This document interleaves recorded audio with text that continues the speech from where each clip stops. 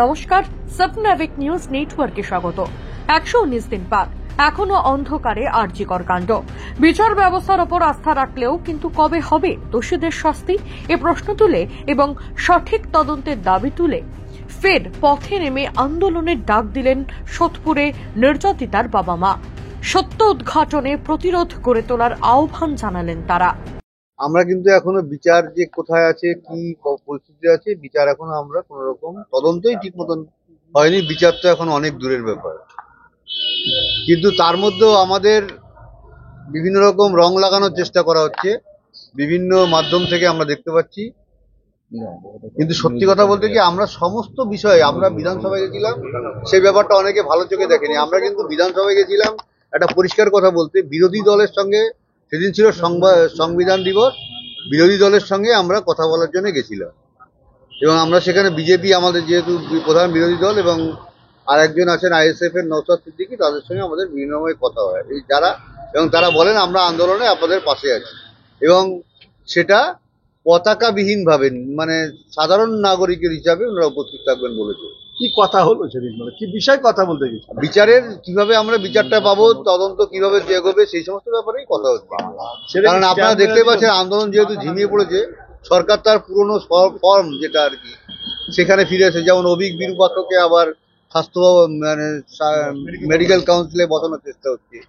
এ সমস্ত যেহেতু আন্দোলন থিতিয়ে গেছে বলেই সরকার এই সাহসটা পাচ্ছে। আশা করছি তার বিরুদ্ধে আগামীকাল যে পদযাত্রা হবে, বিক্ষোভ মিছিল হবে, সেখানেও আমরা যোগ দেব। স্বাস্থ্য ভবন, মানে স্বাস্থ্য ভবন পর্যন্ত যে অভিযান হবে সেখানে আমরা যাব। এবং এখন থেকে আমাদেরও আন্দোলন করতে হবে, আমরা ভালোই বুঝে গেছি। আন্দোলন না করলে এই বিচার আমাদের হাতে। আমরাও আন্দোলনে নামবো, নিজে সরাসরি নামবে। হ্যাঁ, সরাসরি নামবো। বলছি যে গতকালও গুরুদাস কলেজে সেই মহিলা নির্যাতন, সেই একই কোনো ঘটনা তো কমছে না। সেই 9 আগস্ট থেকে আমার মেয়ের ঘটনার পরে 17টা ঘটনা ঘটেছে। আমরা এখন দূরদর্শনের টিভির দিকে মোটামুটি নজর রাখি। 17টা ঘটনা আমরা এই পর্যন্ত দেখতে পাচ্ছি। 17টা ঘটনা ঘটেছে গতকাল গুরুদাস কলেজে ঘটনা। হ্যাঁ, এর ঘটছে তো, পরপর একটার একটা কিছু না কিছু ঘটছে। মানুষের মানে কিছু কিছু লোকের ঔদ্ধত্য এত বেড়ে গেছে। একটা 5 বছরের 7 মাসের একটা মেয়ের ওপরে নির্যাতন হয়েছে, সেটাও আমরা দেখতে পাচ্ছি। আরজি করে যে মেয়েটি ভর্তি আছে। আচ্ছা, আপনারা সরাসরি আন্দোলনে নামবেন বলছেন, মানে কি এবার থেকে রেগুলার বেসিসে আমাদের রাস্তায় দেখা যাবে? না, রেগুলার নয়, আমরা সেইভাবেই বিভিন্নভাবে যতটা সম্ভব হয় আমাদের পক্ষে যতটা সম্ভব করবো, এবং সমস্ত সংগঠনের সঙ্গে যুক্ত থেকে। বিচার ব্যবস্থা কি ভরসা রাখতে পারছেন? হ্যাঁ, অবশ্যই বিচার ব্যবস্থাকে ভরসা রাখতেই হবে, এটা তো কিছু করার নেই। এবং তদন্তের উপরেও ভরসা রাখছি। তাহলে আপনারা আন্দোলন নামছেন কেন? আন্দোলন তদন্ত ঠিক মতন চাপে রাখার জন্য, যারা এসব বিচার ব্যবস্থা এবং তদন্তের উপরে চাপ তৈরি করার জন্যই আমরা আন্দোলন। কোথাও কি মনে হচ্ছে যে ঠিকঠাক তদন্ত হচ্ছে না? না, ঠিকঠাক সে তো মনে হচ্ছেই। কি মনে হচ্ছে? তদন্ত সেভাবে এগোচ্ছে না। ঠিক তদন্ত হচ্ছে না বলবো না, তদন্ত আজকে 119 দিন হয়ে গেল, আমরা কোন রকম 9 আগস্ট যাদের ক্রাইম সিনে দেখা গেছিল তারা সবাই এখন বাইরে, এবং তাদের স্বাস্থ্য দপ্তরের বড় মাথায় নিয়ে বসানো হয়েছে। এটাই আমাদের সবথেকে বড় কারণ মনে হচ্ছে। এই অভিক বিরূপাক্ষ আবার সেই তারা চলে এসেছে। থ্রেড কালচার আবার সমহিমায় ফিরে এসেছে।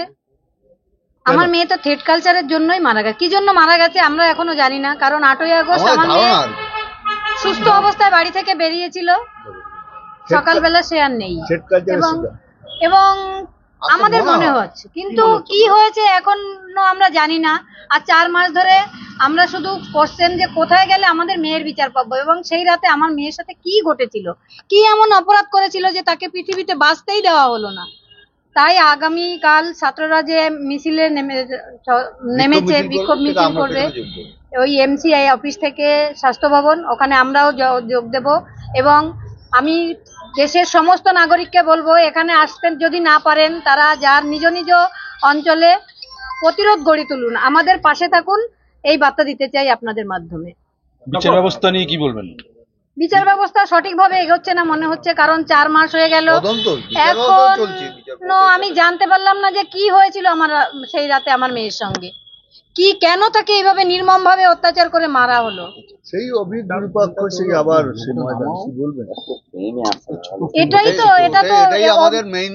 ওদের তো সকালে দেখা গেছিল ক্রাইম সিনে, কেন ওদের অভিক বিরূপাক্ষ, দেবাশিস সোম ফরেনসিক বিশেষজ্ঞ, এগুলো এদের তো দেখা গেছিল, কিন্তু এরা এখনো বাইরে, এবং স্বমহিমায় এরা বাইরে রয়েছে, ফিরে এসেছে নিজেদের কাজের জায়গায়।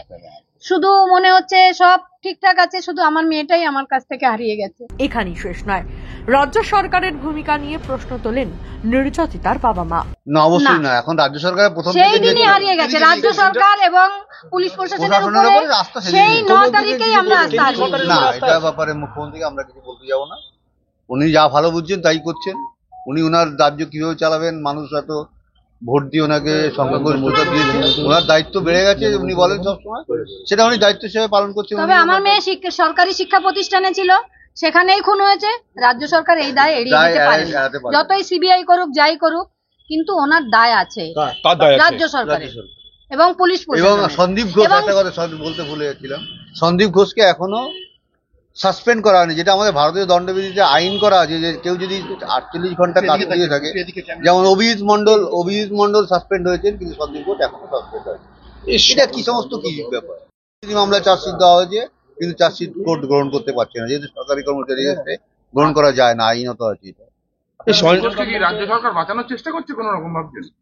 সেটা তো স্পষ্ট বোঝাই যাচ্ছে, আপনারা বুঝতে পারছেন, আমরাও বুঝতে কি পারছি। বুঝতে পারছেন? সন্দীপ ঘোষকে বাঁচানোর চেষ্টা হচ্ছে, দুর্নীতি যারা করছে তাদের মাথায় প্রশাসনের হাত আছে, এটা আমরা বুঝতে এটা পারছি। আমরা ভালোই বুঝি। রাজা দে সাবনামিক নিউজ সোদপুর।